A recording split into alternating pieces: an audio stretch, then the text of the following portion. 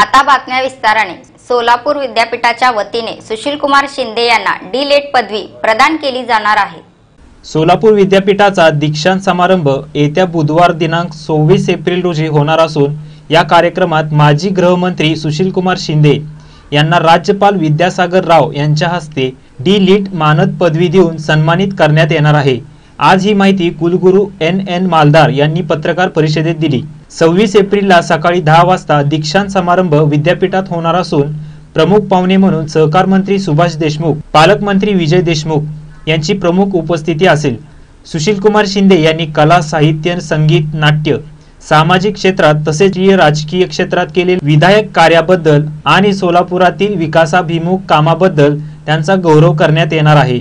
सोलापूर विद्यापीठ डिजिटल पदवी प्रमाणपत्र देत असून त्यावर पदवीधारकाच्या आईच्या नावाची नोंद आणि आधार कार्डच्या क्रमांकाची नोंदही करण्यात येणार आहे।